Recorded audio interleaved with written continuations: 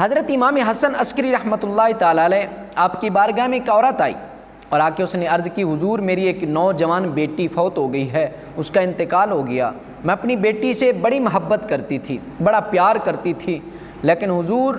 اس کی جدائی کی وجہ سے میں بڑی پریشان ہوں، مجھے سکون نہیں آتا، مجھے نیند نہیں آتی، حضور کوئی ایسا وظیفہ بتائیں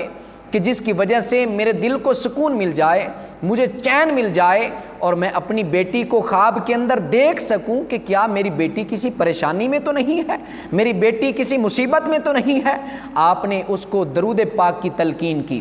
آپ نے فرمایا درود پاک کا وظیفہ کرو۔ جب وہ رات کو اپنے گھر گئی اور جا کے اس نے وظیفہ کیا درود پاک کا،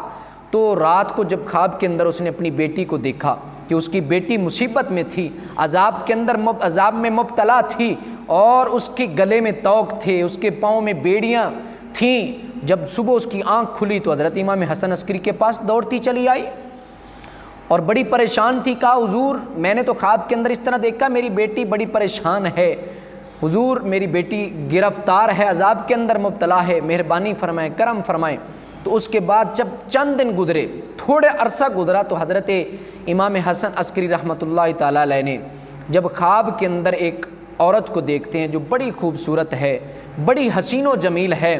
تو آپ نے کیا دیکھا کہ وہ عورت ایک باغ کے اندر سیر کر رہی ہے، اس کے سر پہ ایک سنہری تاج سجا ہوا ہے، اس کا چہرہ چمک دمک رہا ہے، اور وہ عورت حضرت امام حسن عسکری کے پاس آئی اور آ کے کہا حضور آپ مجھے جانتے ہیں؟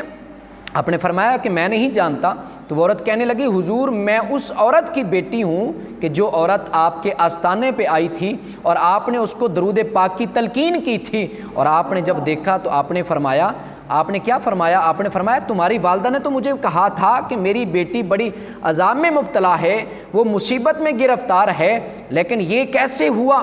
تو وہ عورت کہنے لگی کہ حضور ہم عذاب کے اندر ہی مبتلا تھے، لیکن ایک دن ایک نیک انسان کا گزر قبرستان سے ہوا جو نبی کریم صلی اللہ علیہ وسلم کی ذات پہ درود و سلام کے نذرانے پیش کرتا تھا، اور جب قبرستان سے اس کا گزر ہوا اس نے حضور کی ذات پہ درود و سلام پڑھا، اور جس کی وجہ سے یہ اعلان کیا گیا کہ ارفعوا العذاب عنہم ببرکۃ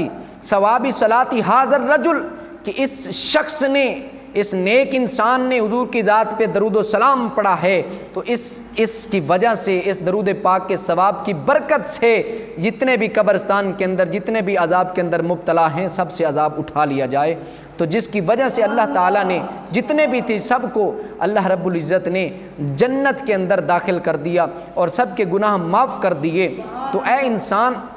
اگر ایک اجنبی قبرستان سے گزرے، وہ حضور کی ذات پہ درود و سلام پڑھے، جس کی وجہ سے اللہ تعالیٰ قبرستان کے اندر سینکڑوں جتنے بھی مردے مبتلا عذاب کے اندر مبتلا ہوں، اللہ تعالیٰ ان کی مغفرت فرما سکتا ہے۔ تو اے خدا کا بندہ، اگر تو حضور کی ذات پہ درود و سلام پڑھے، اگر کوئی شخص ایسا ہو جو 50 سال 60 سال 70 سال اگر حضور علیہ الصلوۃ والسلام کی ذات پہ درود و سلام پڑھتا ہے، رات دن صدق و صفا کے ساتھ حضور کی ذات پہ درود و سلام پڑھتا ہے، تو اللہ تعالیٰ اس کی بھی مغفرت فرما سکتا ہے۔